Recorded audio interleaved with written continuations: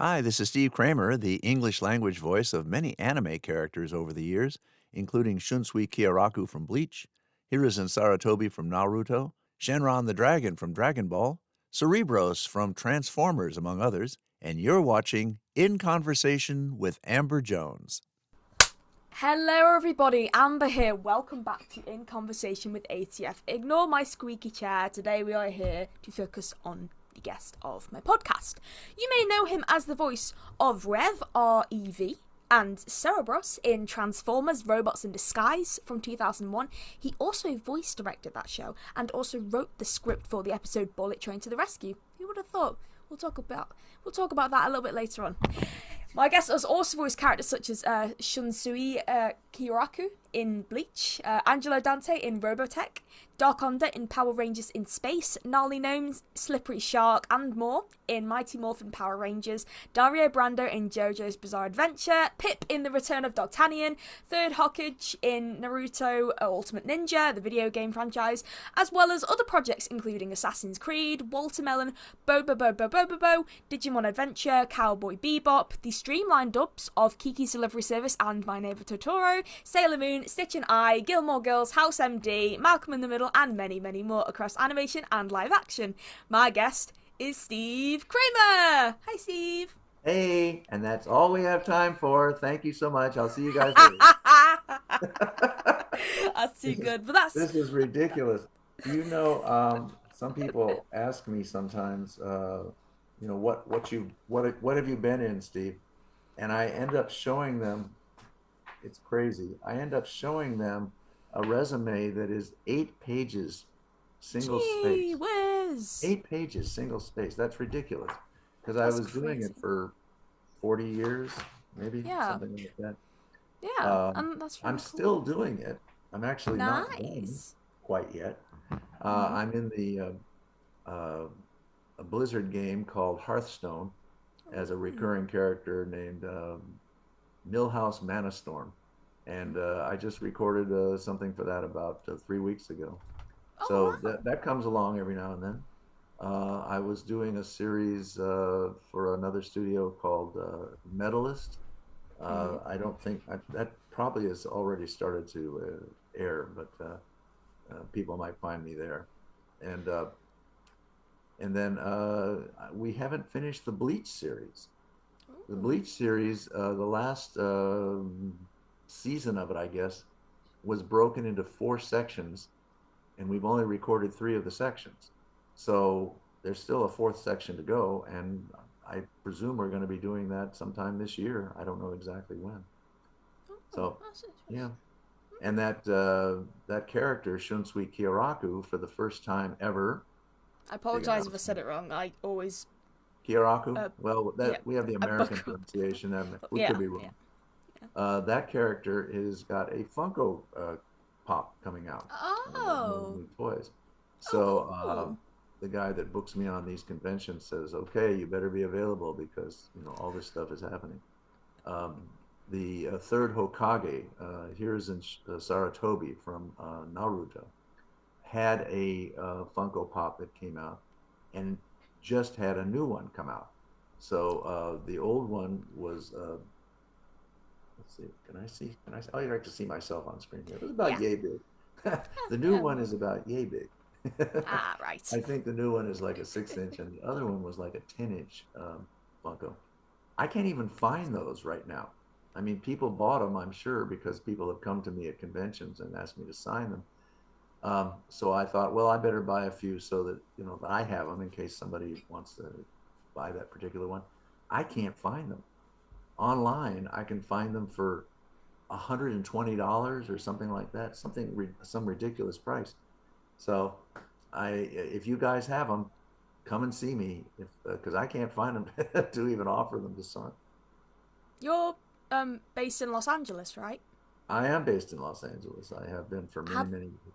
Have you tried checking Funko Hollywood on Hollywood Yes, Boulevard? I've actually visited the store. First time was about a month ago, Oh, because I thought maybe the new Hiruzen or the new Shunsui had come out. yeah. They usually have an anime section in there, I Yeah, think, they and said stuff. that they were aware of it, but they hadn't received anything yet. So Ah, right. Okay.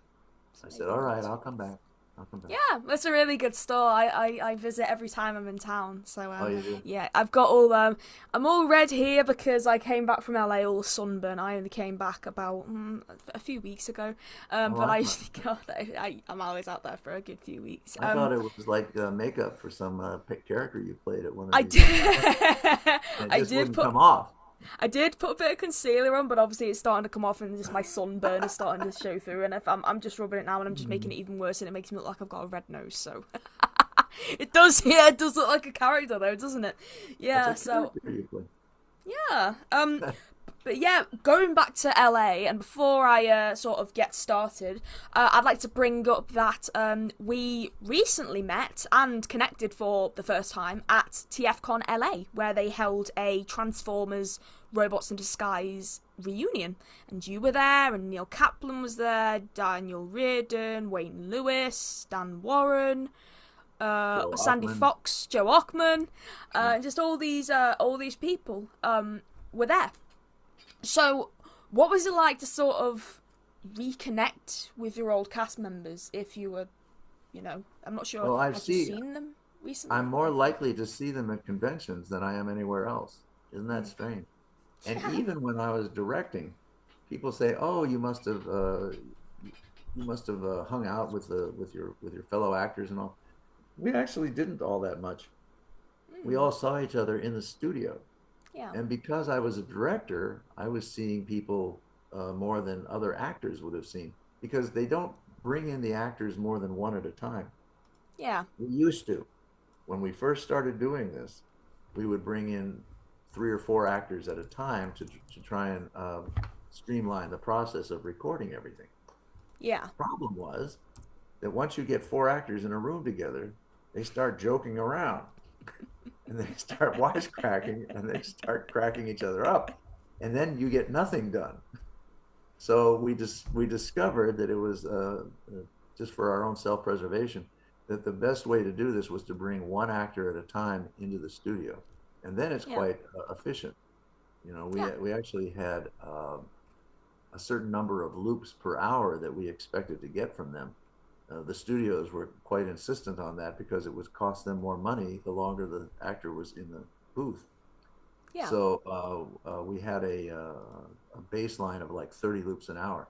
With 4 actors in a room together, you might get 10 loops an hour out of it, and the rest of the time everybody's cracking everybody up. So that's what happened. Because of that, a lot of the actors didn't really interact with each other during this process. The directors met everybody, so that's how I met everyone. Yeah. But the actors, since they were coming in one at a time, really had no way to hang out together, unless they were in a waiting room. Somebody was in the booth, and you were waiting for them to come out, and then you'd see them in the lobby, in passing. Yeah. So for a while, it was hard for the actors to actually relate to each other. They're doing better now because they see each other at conventions, also because they've known each other many, many years from doing all of this. Yeah. Yeah, definitely.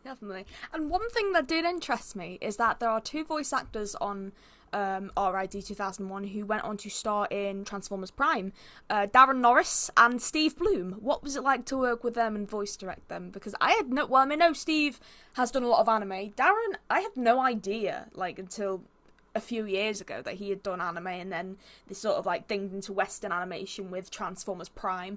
What was it like to work with them, if you can remember? Transformers Prime, they're doing original voices, right? Yeah, Knockout and So the actors are going in and recording, and then they're animating to the voice track. Yeah.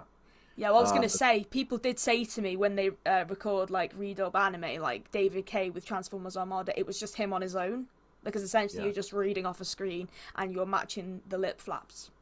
Right. Like that. It's an entirely different, I'll say not entirely different, but it is significantly different discipline to do not live action, but recording without a picture versus recording to a picture. Yeah. Each has its challenges. I mean, when you don't have a picture to look at, you have to create the character and the moment that's going on screen, and you don't Yeah. have anything to look at. You just have the script. So hopefully you've got a good director that is going to guide you and say, look, you needs to be more energetic. It needs to be more something, more scared, more happy, more something, so that you get the performance that they need. When you're looking at it with the picture, in some ways it's easier because you can see the action on screen, you can see the relationship between the characters, and you can see if somebody's falling off a cliff, what you need to do to bring the energy to that. The challenge, on the other hand, is of course trying to match the mouth movements. Yeah. Dubbing is an entirely different discipline from doing a lot original animation. Yeah. Original animation pays better, I have to tell you. And most of the voice actors that I've ever worked with aspire to do original animation. Those are the characters in the shows that from when you were a kid and beyond. Original animation was all the Disney characters and all the stuff. The Yogi Bears and the Huckleberry Hounds and everything else that came along.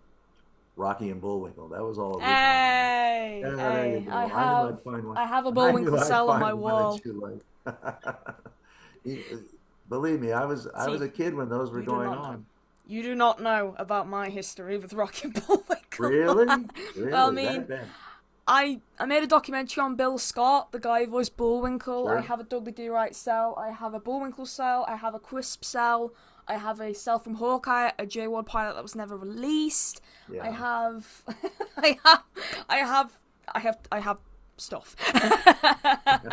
But honestly, wow, I don't even know what to say. I was like, as soon as you said Rocky and Bullwinkle, I was like, oh yes, yes. Mm-hmm, I mean, indeed. I was a kid growing up when Rocky and Bullwinkle were around, and even as a kid, I understood that this was a step above.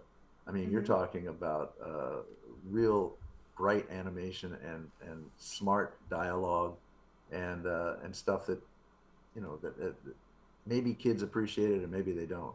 Little kids probably don't.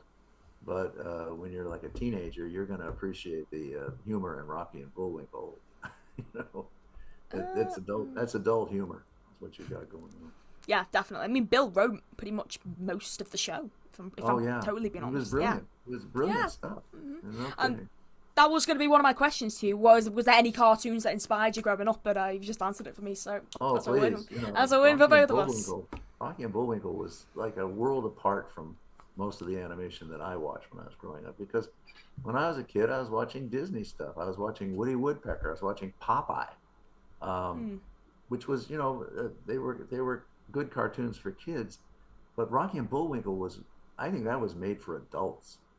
If you had an adult sensibility and you watched that show, you got all the humor, but it wasn't really aimed at kids per se. Mm-hmm. You can watch Rocky and Bullwinkle now as an adult and appreciate everything that was in there. Mm-hmm. I've just sent you a text message. Oh. And I've sent you 3 photos. That is the view from where I'm sitting right now if I look to the left of my bedroom wall. Hold on a second. Let me see. For those who've watched my videos, you'll know what I'm on about. Oh yeah, I see that. Oh, you've got original cells and everything. Well, the Hawkeye cell is original, but I think the Quisp one also might be original, like from actually screen used. That's what they call them, screen used. Yeah. The Dudley and Bullwinkle ones were a CIFA, made for the CIFA cell sales in the 80s. Oh, to sell them as stand-up cells. Yeah. I get it. Yeah. I have one. I guess it's a cell in my office. Oh. I'm not gonna. I'm not as adept at this stuff as you are, but I'm not going to take a picture of it. It's a cell from a series that I absolutely loved when I did it. It was a dub series. It was called Is No Good, and the main character was me. I was playing Is No Good, and it was spelled IZNOGOUD. IZNOG. IZNOGOUD. There it is. 1995. Oh, it was originally French. Was it French Oh! original? It says it's originally French. Wow. I mean, It was. this I thought it was the funniest dub show that I had ever worked on. I think the original writers were very smart. They aren't on the level of Rocky and Bullwinkle, but they were smart. And it wasn't just shoot 'em up, knock 'em down, and comedy that was aimed for kids. It was fairly adult, I thought. And my partner in crime was a guy named Adu Laugh-A-Lot. That was his name. And the whole idea was that I was supposed to be an assistant, I think, to a sultan, and I spent all my time trying to figure out how to overthrow the sultan so I could be sultan. And he was a funny character, just a funny character. He was a little shrimpy guy. Oh. And I'm trying to think of if I remember. I know the main line that he always kept saying is, "I want to be sultan instead of the sultan." Just a funny character. I mean, according to invaluable.com, in an auction lot, February 10th, 2023, a cell from Is No Good sold at auction. It said it was estimated to sell between 500 and 700 euros. You're kidding. Oh my gosh. Oh my gosh. How much is that in dollars? Somehow, Is that? somehow Oh, I that's got a actually, spell that's that like... didn't cost me anything like that, I'll tell you. Well, I mean, they 'Cause I do got go it for quite framed. a lot. Yeah. I have it framed in my office. So that's good to know. If I ever run out of money, I can sell this thing. Well, I'm trying to think the most I've ever paid for a cell. The most I've ever paid for a cell was about 250 UK pounds, and that was for an official cell from the G1 Transformers cartoon, which I got signed by Michael Bell at TFCon. Of course. So of it's course. it's gone all the way up the value in it. So that What is that? What does that translate to in dollars? If you were 250 pounds. My best guess, I'm gonna guess now about 375, and I'm probably gonna get this wrong. Oh, okay. $334. 334. Okay. All right. Yeah. I figured it was a little bit more.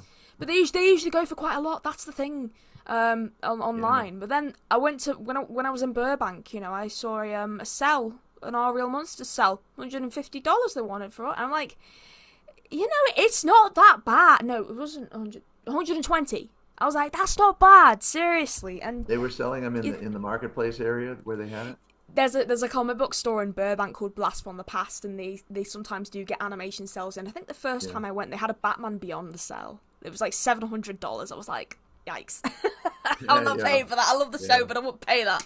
I have one here that's framed from Is No Good. So I'm glad that you told me. Maybe it's worth a fair amount of money. Keep it. I don't want to sell it because it's to me it's precious. I want it. Going back to a few questions earlier, I did bring up Darren Norris and Steve Bloom, and the original characters and the dubbing. Do you remember working with them exactly? And if so, what was it like to work with them? I'm not sure if you have any specific memories of working.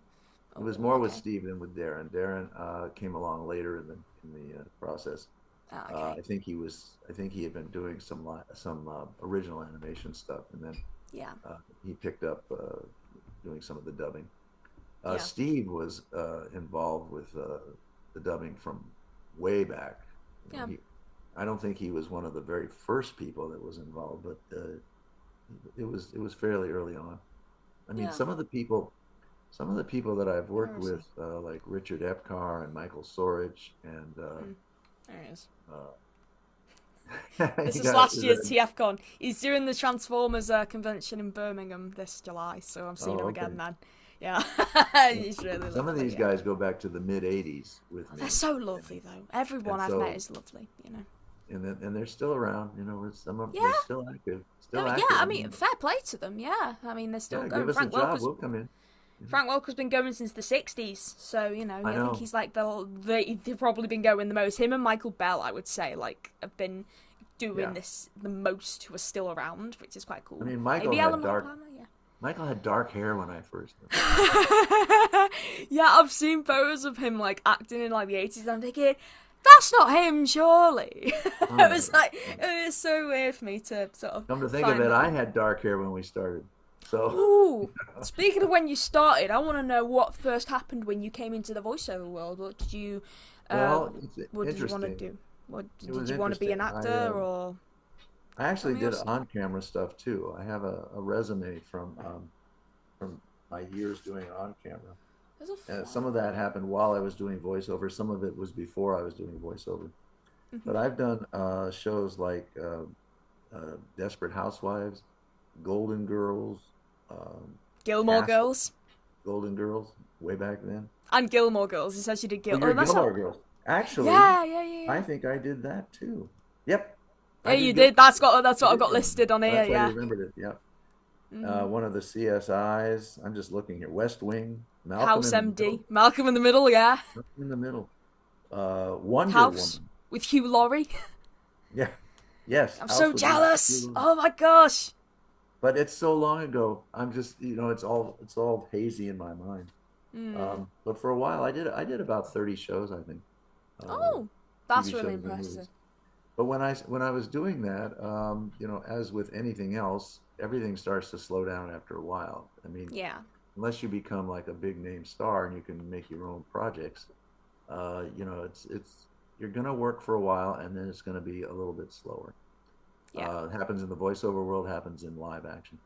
Yeah. So I remember I started to look around to do what find some other opportunities, and one of them was was doing was doing karate films of all things. Oh. And some of the guys that I work with today even Mhm. started out doing that, and it was so hard on your throat that you can't believe it because you actually were in the studio for 5 hours or more doing karate chops and stuff like that. I mean, there'd be a little bit of dialogue, but most of it was just fighting. It's ha ha ha ha, and and after a while, you walk out of there and you can't talk for the next day. You don't know what to do. So that's how I got started. But then, and I actually tell people at conventions this too, because you constantly get approached by people who want to know how to get into the industry. Yeah. They all want to be voice actors, and I understand that. Why not? It looks like it's a lot of fun, and it is.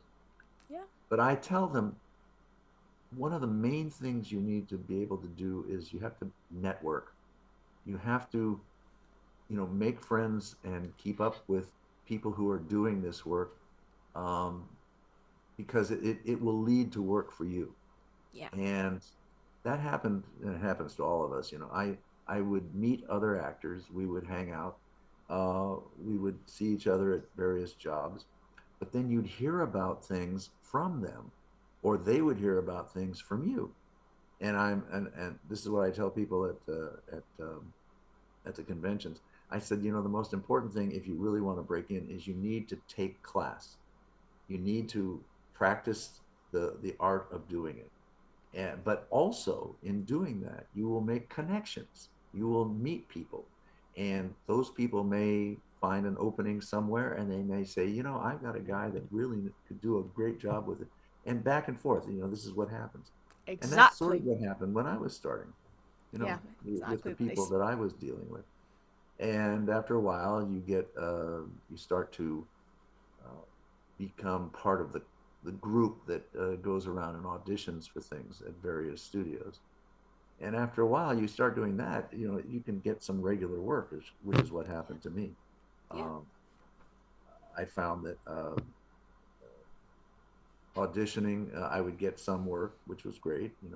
Sometimes you didn't have to audition; you just went in and they knew you, and they just would hire you. They'd say, can you do a voice for us for blah blah blah, or this and that, and you'd go in and do it. That was that. Yeah. Um, this was a long term process. I mean, it takes years to do this. So eventually, I got hooked into the whole anime world, and that turned out to be a lot of work because it was just hitting when I was starting to do this in the mid '80s.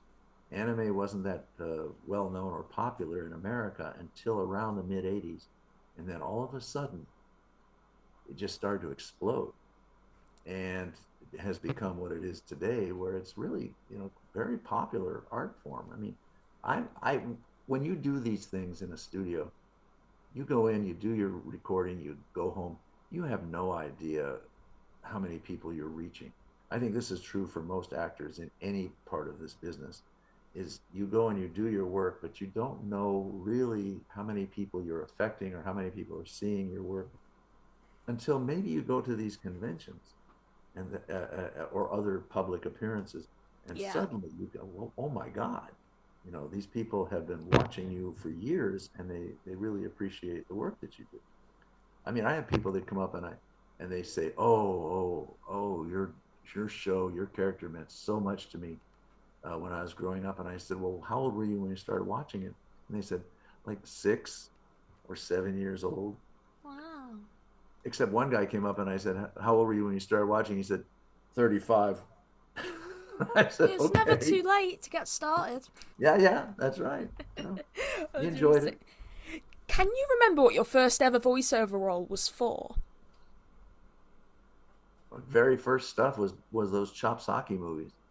It was those karate So movies. that was the first ever thing that you did. That's the first voiceover stuff that I really got involved with. All the other stuff developed from that. But that What was about like your first ever anime that you did? I think I don't know if this is the first, but it was the most significant One one of when the I was first. starting out, and that was um, Robotech. Which was, Robotech. remember that show? That Of show, course I do. I know a lot of people who were in it. Dan Warren, Cam Clark, yes, all right these there. people from way back when, who are still Yeah, friends of mine, who I still work I with. think I think Cam's one of Cam's first jobs was I think was it might have been Robotech. I don't know. I know it's Michael Bell. Michael Bell mentored him, taught him, Yeah. which is interesting to know. Well, Cam Um, Cam was the lead character in the first of the Robotech series. The mhm, Robotech series was actually produced by a guy named Carl Masek, who has sadly passed on. mhm, But it was sort of a brilliant idea because nobody had thought of it. He found three different shows in Japan, and it was his idea to put all three of them together, and so it become like a three-part version oh of this wow, series that he came up with called Robotech. And most of the people that I work with and have worked with over the years sort of got started with Robotech. That was the most popular one at the time. And I mm, think it was one of the series that really showed how popular anime could be. Um, I think up to then it was hit and miss, but yeah, Robotech hit big, and Robotech made it possible, I think, for a lot of the rest of the anime field to take place. The product was there; it existed in Japan, but the English versions of it, the English incarnations of these series, didn't really get going that much until they saw how popular Robotech was. mhm, And Robotech wasn't, I mean, that was a made up name. The first series that was involved was Macross. mhm, The second one was Southern Cross. And the third one was something called Mospida. And all of those three just became Robotech.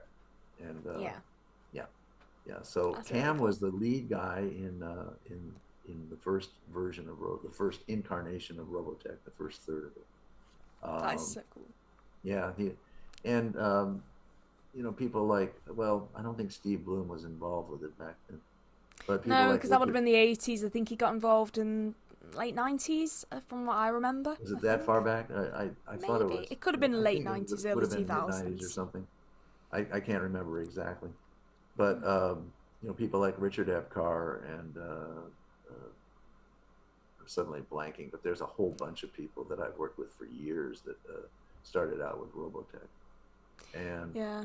have gone on to star in a bunch of other series. Robert Axelrod worked on it, I think. Bob Axelrod was part of it. Yeah, Bob's Thought passed so. on. We're starting Bless to him. see, starting to thin the ranks a little bit, as we Yeah. all get to that age, because we were all probably in our 30s when we Wow. started doing that. I think, late 20s Mhm. to early Yeah. 30s. Mhm. So that was the late 80s, mid 80s. So you can do the math. We're all Yeah. we all have, a little bit of gray hair around I think you're doing quite well. I think you're here. doing quite well. I I still think. remember where I am, but that's this week. Next week I Oh. may not know. um, Steve, how do you think anime has changed, progressing from the 80s with Robotech to the 21st century, 2026, with all this sort of new anime that's being produced and stuff like that? How do you think it's changed, not just with the dubbing, but also the animation and sort of the characters? Because obviously, drastic shit. I mean, I don't know much about anime. I'm so uneducated. I'm so sorry. Anime is not my Really? strong suit. My Oh, brother is visiting Japan at the moment. He is in Japan.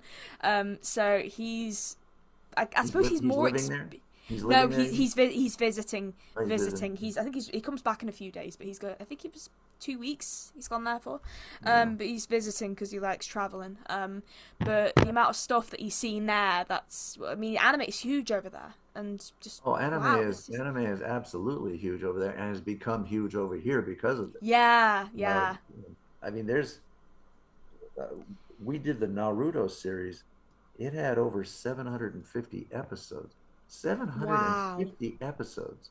The only show that has more episodes in it is One Piece, which Yes, One Piece. How they've long got. does it take to find that One Piece? They've been going for about 900 episodes now. Oh no, well over 1,000 to start with, and Wow. they're still working on them. They're still doing more. Gee So they whiz. may end up at 13 I to feel very fifteen out of hundred touch. episodes. That's crazy. Wow. That's Yeah, definitely. One Piece was basically been done, I think, in Texas. Yeah, Uh, most dubbing is done out of Texas. I think it's that's non-union. Some of it, most of it is non-union, I believe. Correct me if I'm Well, wrong. all dubbing was non-union when we started. Mhm. Most of us were in the union, and just we needed to work to survive, so we did what Yeah. we had to do. Mhm. About 2, 3 years ago, the Screen Actors Guild finally um, got on the stick and decided that they needed to create a contract for dubbing, Yeah. and they did, and a number of the studios are using that contract now. They Yeah. still don't want to. They still want to do it non-union because there's less entanglements. You don't have to pay pension and health, and the rates were lower. I mean, when we started doing this stuff, the rate was $10 an hour. Wow. $10 an hour. Try and make a living on that. How long were the sessions? Generally 2 to 3 hours, Oh, roughly. okay. So it wasn't Wally Burr where he did like 8 hour sessions. Well, Wally was a different story entirely. Did you I work was with him at all? a little bit. I was friends with Wally, You were besides working friends with with him. him. Wow. Well, Yeah, it's so he's a weird very because nice like guy. every single person I've known has had some sort of connection to Wally, even like the Canadian actors, because he did when GI Joe Yeah, the production moved from Sunbow to Deke Entertainment, the voice yeah, cast were Canadian. They decided to yeah, go with the Canadian voice cast, and obviously Wally voice directed them. So yep, sitting down with Gary Chalk and Scott Brownlee, who worked on the original Transformers, at a table, and they've got yeah. one common interest: Wally Byrne. They just spoke about Wally. I'm thinking, this guy has brought so many people together. Yet people say, oh my god, he was something. He was like. He was a He interesting was in character. the World War, so that kind of explains how Yes, he he was was a like a veteran. He dictator, was a but veteran, and the happy dictator. you had to respect that. He was a World War II veteran. Yeah, yeah, yeah. Um, yeah, he's passed on too now, but Yeah. he was 10 years next year. very important in the development of animation and anime Yeah, in Los yeah. Angeles. He had a Well, studio, and a lot of Transformers people was worked with an him. anime technically. It was done in Japan, and then it was Yeah, essentially redubbed. But it yeah, was done as a. I don't know. yeah. I'm just waffling on at this point. I don't know if it was Well, original. but I was saying that the rate started at $10 an hour back then. Yeah, yeah. It started That's what we. after a while. The actors got wise that they were giving it away and they needed to do better, and then they got Mhm. it up to $25 an hour, Yeah. and then eventually $30 an hour, and then eventually 50, and then 75, I think. And as I recall, 75 an hour, between 75 and $100 an hour was about the maximum. That's as far as the non-union stuff went. And at Mhm. that point, there was a lot of pressure to try and do a union contract. Most of the studios didn't want to bother with it because they felt that it was too restricting. There were too many entanglements, too Yeah. many rules and regulations. They just didn't want the complication. But after a while, the actors sort of said, "Look, we've got to get together on this and try and work as a cohesive unit." And they Yeah. eventually got the union to take some interest because the union never did anything about it for many, many years. They were aware that the thing existed, but they didn't try to organize the field. They didn't try and get the actors all together to say, "Hey, come on." So they just recently, as I said, within the last 3 years or so, they actually did that. They have a contract now that pays a reasonable fee. Most of the sessions that you do in voiceover now have at least a 2-hour minimum that you get paid for, because you might go in and do 15 minutes of work, and they don't, you can't make a living getting paid in 15-minute increments. So they created a 2-hour minimum, and even for the union. And people are finding that they can make a living doing that. If they can get enough work, as is true in any of this stuff. If you can get enough work, you can do okay. Yeah. I found that it was easier to start writing and directing to supplement in order to trying to get enough voiceover work drive you crazy. Yeah. I worked with a guy. Have you ever heard of a name Bob Barron? I haven't, no. Robert Barron, you probably haven't heard of him. He was actually quite important in the development of this field. Bob was he was an older man even when we were doing this. He had written for the show Bonanza way back when. He taught me how to do this. He taught many of us how to do this. For some people it stuck, some people it didn't. It's actually a challenge to do this. I don't know if you're familiar with speech dynamics at all. Potentially. I can see from your face that you're not. Bob knew how to do this. I don't know how he understood speech dynamics. I did not understand it. I didn't know anybody that had ever thought about it. But here's the problem that you have with dubbing. You've got a mouth, an animated mouth, and it's not articulating words like it would with a live action picture. That's even more challenging. But even with animation, the mouth opens and closes. That's all it does. Yeah. And in the English language, there are 3 letters where your lips touch when you say the letter. Can you tell me which letters they are? I'll put you on the spot. B. That's P. one of them. B. What was the second one? P. P. Yep. Oh man. I don't mean go through the entire alphabet. Even in English, you have to figure this out. And the last one is M. I was actually, oh my goodness, M, B, P, M. Yeah. When I ask people this, I can see the wheels turning. They're trying to go through the whole alphabet. A, B, C. Ventriloquists would know straight away. Probably. But anyway, when you're looking at an animated picture, and the mouth is doing blah blah blah, blah, blah, blah, blah, blah, blah, blah, blah, if you can put an MB or P sound where the lips touch in animation, it will start to look close to English. The problem is that it has to make sense too. So you have to be very agile with language in order to do it. And it's so hard to do that not a whole lot of people have successfully been able to do it. I've known about 3 or 4 over the years. Because you can say, "Into the woods we will be going," but that doesn't make any sense if you're just trying to do, regular dialogue. So you have to find a way to make it fit in the mouth. You don't have to make it fit 100%. If you can get about 70% coverage of those lip flaps, then the audience will stop watching the mouth and start listening to the dialogue. In live action, it's even worse. You got to get about 85% coverage for them to stop watching the mouth. The other thing that I've noticed, and I don't know why it's so difficult, but a lot of times now I see people, they've recorded the dialogue, and they've recorded right through pauses Yeah. in the mouth. Mhm. It used to be that was a big no-no when I was doing this stuff. But I think what's happened, for better or worse, is that the studios don't want to pay the money for the time that it takes to try and match this stuff as close as possible. So basically, they're saying to the writers and directors, just do the best you can.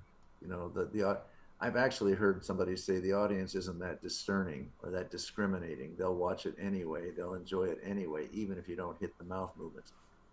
That's a big no-no to me. I mean, I was I, I was raised differently. You know, when I was coming up and doing this, hitting the mouth movements and the pauses and everything was very important. You wanted it to look like it was recorded. It was animated to original recordings as much as possible. Yeah. You won't run into that with original animation, of course, you know, because they animate to the tracks, so everything fits. Yeah. I've heard lately somebody say that, you know, with AI they can probably make it fit anyway. They may be able to eventually, you know, but it's expensive, and I don't think people want that right now anyway. Nobody wants to spend that kind of money. Yeah, so. AI is a very touchy subject. I'm not a big fan. I don't like the whole animation. You know, I understand the pull, you know, why people want to do it. My great fear is that it will take your job away. Yeah, that's what I fear as well. And then what are people supposed to do? You know, I mean, it makes sense economically if you can, you know, get a machine to do more quickly than what humans take time to do. But you know, where does that leave us? We're sort of at the mercy of technology then. Yeah. I have a few more questions for you, and then we're going to wrap it up. Is that okay? Awesome. Right. I'll try and get quicker answers. That's okay, don't worry. Robots in Disguise, 2001. What would you say is your most memorable moment from voice directing the cast? That's so long ago that I probably cannot answer that question, unfortunately. Okay. You know, I remember there were long hours in the studio. There was a lot of material, and we had deadlines that we had to meet, and the only way to do that was to just sit there and get it out, you know, hack it out until it was done. Yeah. Sorry. Well, no, it's okay. It's okay. Well, in that case, instead, I'd like to ask you: do you remember working with Peter Spellos, who was the voice of Skybite? I do. I miss him all the time. Very loved by the TF Nation. He was a very popular guest. Great guy. It was so sad to find out that he had cancer. I can't tell you. We had not been working together for quite a long time. He hadn't retired from this end of the business, but he had sort of moved on to other things. He was still available to do it if we had work for him. But then when he got sick, you know, it became impossible. And he was like a force of nature. He was really just a very happy guy, you know. Yeah. Very creative, very happy guy. Yeah. Loved him. Yeah. Well, I was friends with him on Facebook, and he was very loved. I never, you know, I never got to personally connect with him, but he was He wasn't living in LA. The last few years, he wasn't living in Los Angeles. No, I think he lived. I might be wrong. St. Louis, I think. It's something like that. You know, fact check. I'm gonna fact check it right now. Give me a second. You're gonna go to AI Indiana. to find it? Nope, I'm Facebook. Indiana. Indiana. Lived in Indiana before he wasn't in town. Yeah, bless him. Wow, it's just so. Even just people just saying he's so loved and stuff. Everyone just, oh my god, he seemed like one of the most. Oh man, it's just so wholesome just seeing all these people and just saying. He was a funny guy. We used to crack a lot of jokes together when we were in the studio. Aww. He was just fun. He was fun to work with. Yeah. That's really sweet. Yeah, we all miss him. Yeah. 100%. Mhm. Next question for you is: do you remember working with Michael McConaughey? Did he do a bit? Did he do a bit of voice directing as well for the show, or? Yes. I thought Yes. he did, yeah, because I Yes. remember Neil Kaplan used to piss him off with his Optimus impression most of the time. Yeah, Mike had one of those great, big, deep voices. So, a lot of people would try and mimic him. It was Well, he very, worked very on hard to G1, I match think, him. yeah. Yeah, he There worked was a on guy. There was a guy who worked with us for years named Mike Reynolds, and Mike had he was an older man, and he had a great, big, gravelly voice.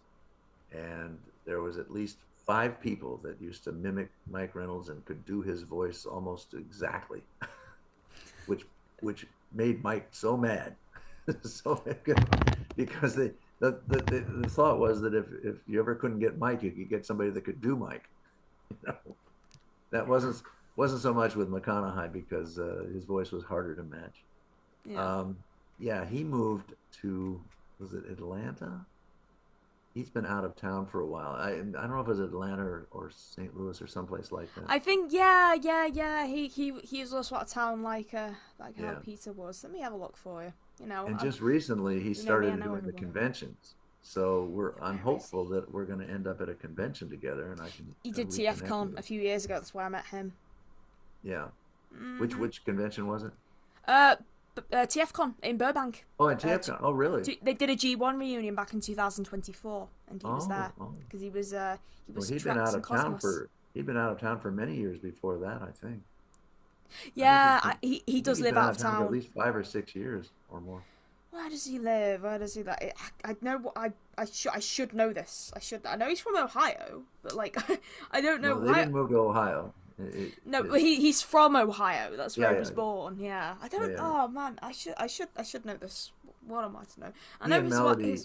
Melody Spivak have been together for many, many years, and he when he was ill, she was a real rock. She helped him a lot, Mm-hmm. and so they moved out together wherever they went.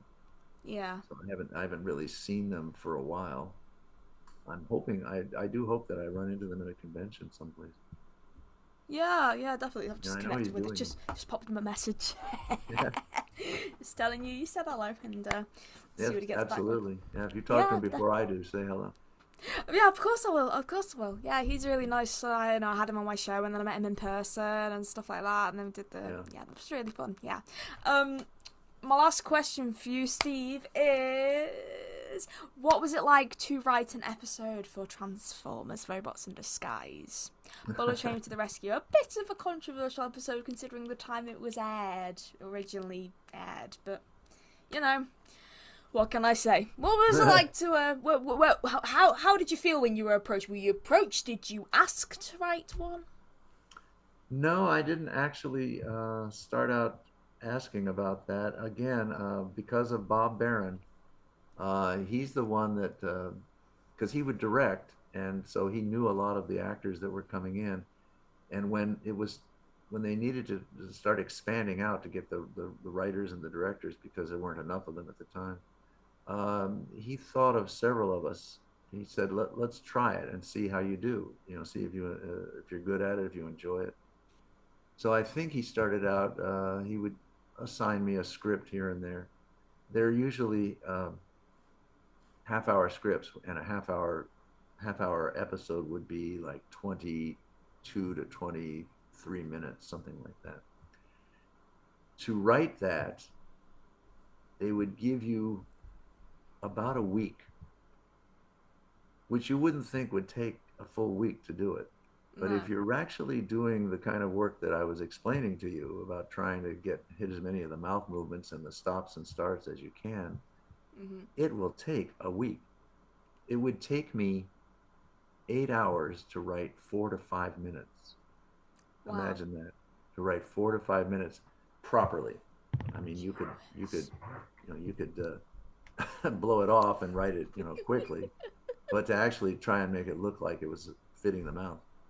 That's intense work. Actually, that's actually sitting there looking at that video back and forth until you get it. And also, you've got a translation which may or may not be helpful to you.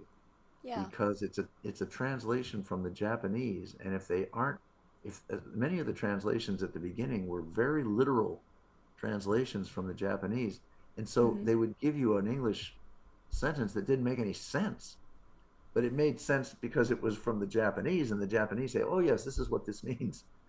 But I didn't know what it meant when I'm looking at it. I'm going, "Huh? What?" So when we were first starting out, we had the double challenge of trying to figure out what it meant, and then trying to make it fit in the mouth as much as possible.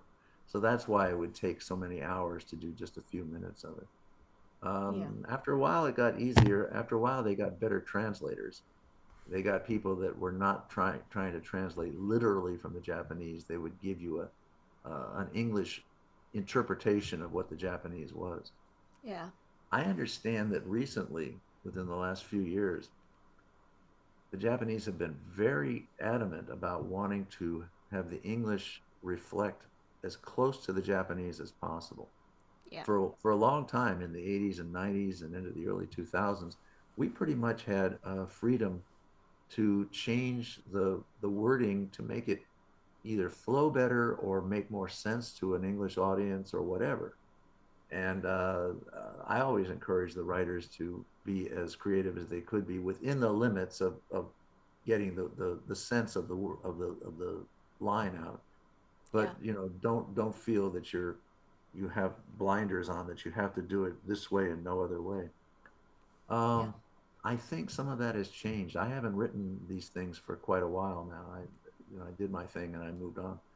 Yeah. But I think from what I've heard that the Japanese are being very adamant about wanting it to be pretty much what they had in mind when they first wrote it. Yeah.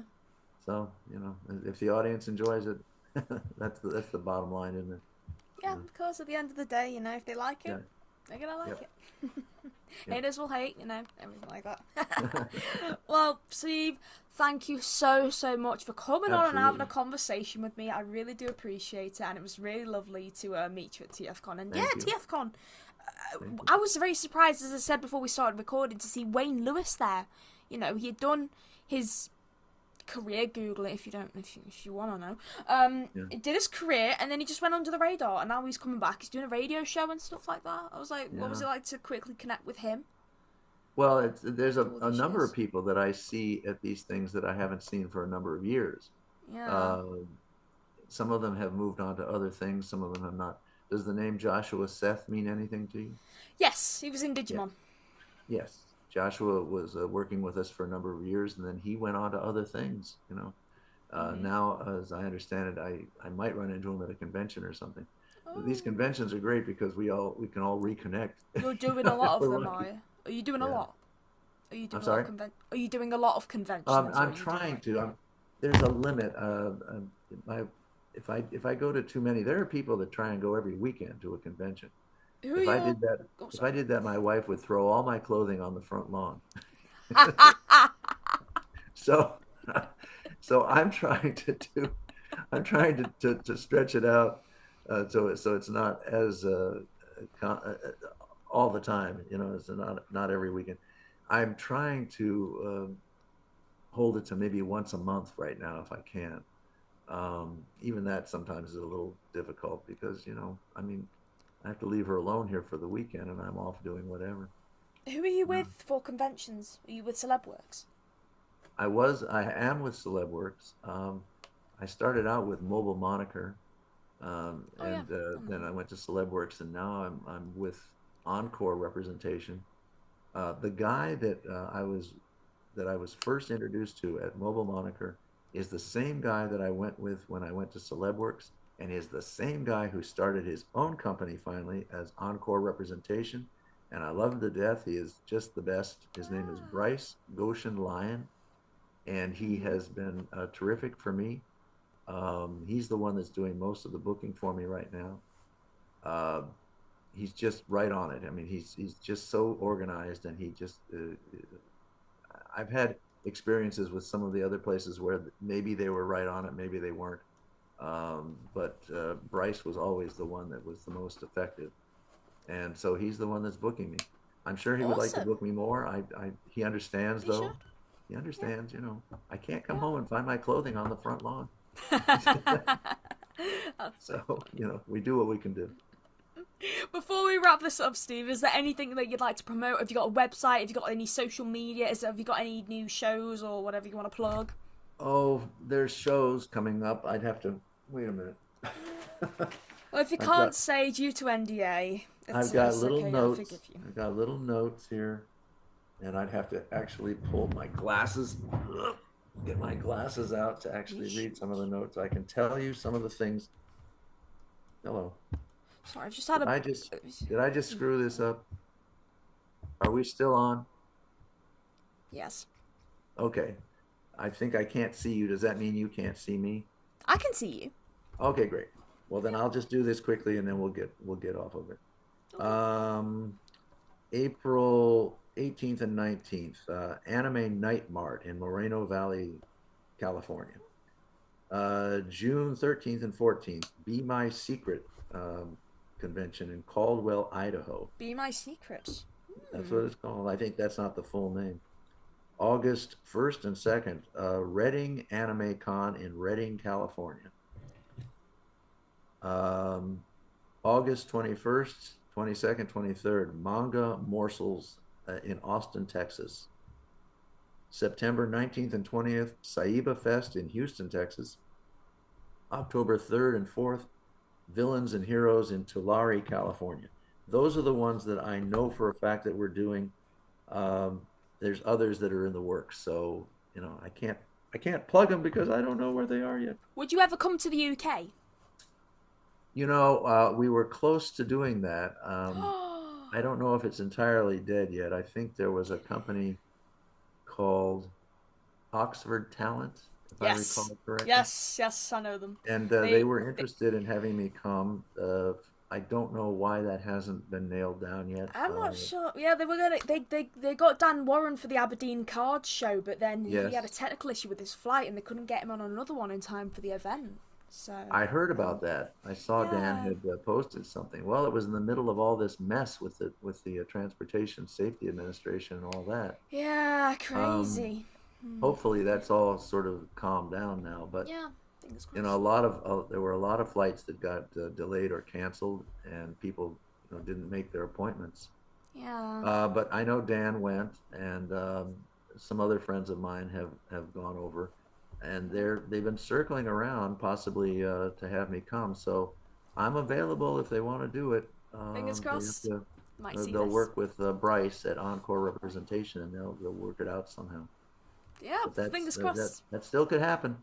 Yeah, because they do their own sort of representation agency, like the UK, sort of thing like that. I know. Right. I mean, when we first started talking to them, they had not established themselves as an agency to represent actors. They were just a company that was putting on these conventions.